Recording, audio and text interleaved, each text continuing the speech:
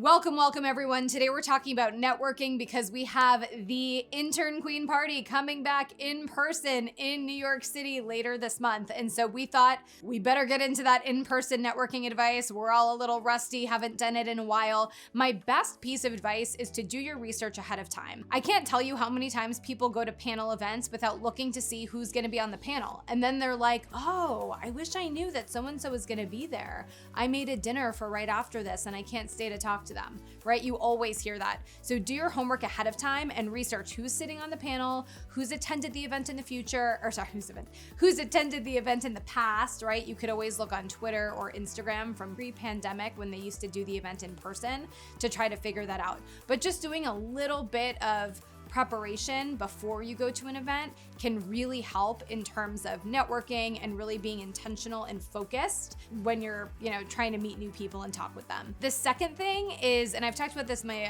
networking videos before, is be really strategic in terms of your goal. You are not allowed to go home and watch the new season of Outer Banks until what? Until you talk to 2 people and get their emails and you have people to follow up with tomorrow, until you talk to 5 people, 10 people, do a little self-evaluation, decide on what your capacity is for networking that evening or that day, and give yourself a goal and really try to stick to it. I've found that when going to events, I leave feeling successful and like it was a productive use of my time if I set a goal and I know I've met it. I would say that when you're at networking events, never underestimate a contact. So let's say you go to the Intern Queen Party and 4 of the 5 panelists you are dying to talk to.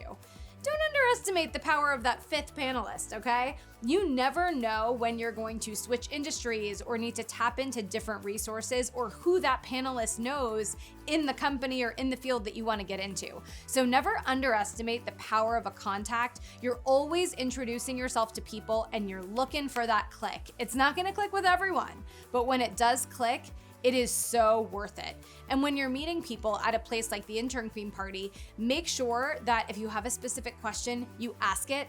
Try to have one question. I think a pet peeve of mine is when I'm trying to talk to students, there's a huge line, and someone comes up and is like, I have 79 questions for you, right? And I'm standing there like, I feel bad. Can someone help me? I don't know what to do. There's a lot of people I have to talk to. So go in with one question, be really thoughtful about the ask, and then say to the person, what is the best way for me to stay connected to you? Let them answer the question. Maybe it's LinkedIn. Maybe they're gonna share their email. Maybe they'll say, follow me on Instagram. Whatever it is, get in touch with them that night. Show them you're serious and get in touch with them that night. So again, this is advice that I think will be helpful as we all slowly go back into the real world, and for all of you who I'm really excited to see in person at the Intern Queen Party, New York City.